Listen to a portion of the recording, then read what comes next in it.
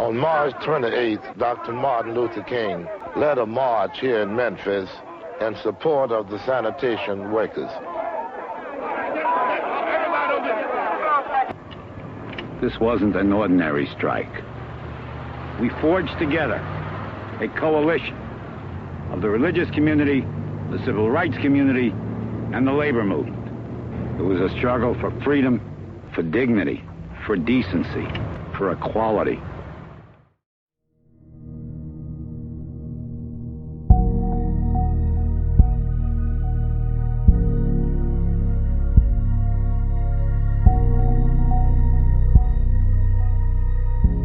Every nation, every tribe, every people, every language. When I think about reconciliation, that's what I think about. I'm Julie Sano, happy to be here today, along with my Reconciliation Core Values Team's members, Renee Curley, Audrey Miller, and Terry Miller. We are proud to walk the journey with the Sycamore View family as it regards reconciliation. Someone asked me why I chose to be a part of the reconciliation team. I'd like for you to consider, as we stand here at what some may believe to be hallowed ground, I'd like you to consider a 10-year-old little girl back in the 60s, sitting at the television, watching everything that was happening with the I Am a Man. That 10-year-old girl sat and wondered what all of this was about. And now, 50-some years later, this 60-some-year-old woman understands better that it was about reconciliation. God and Jesus and the Holy Spirit have a plan of reconciliation. When you think about Revelations, when the writer penned, "And behold, I could see all people, all nations."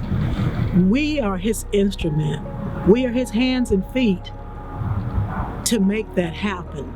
And so I am proud and honored to be a part of what the Sycamore eldership, the Sycamore View leadership sees as important, and that's reconciliation. Let me read this to you.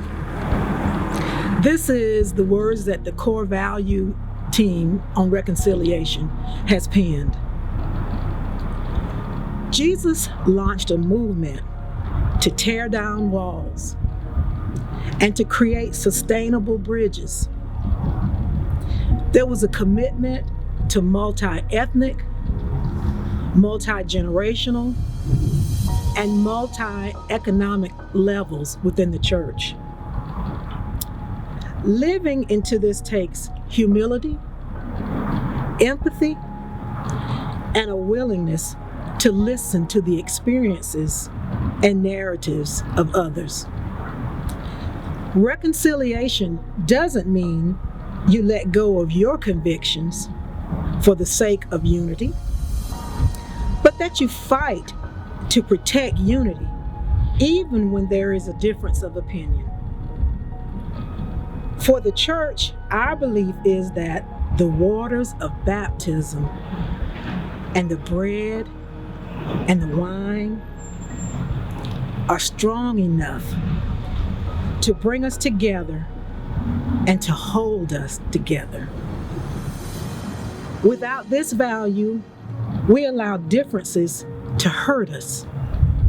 We isolate ourselves into religion, into political cliques, instead of honoring the beauty of diversity.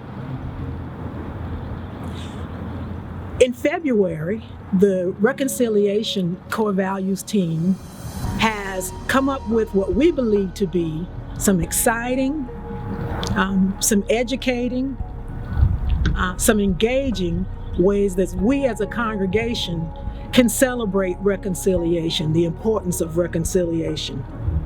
On Wednesday nights, there's going to be an opportunity to hear and to speak into what the ministry of reconciliation means for our congregation, for our homes, and for this neighboring community that surrounds the Sycamore View family.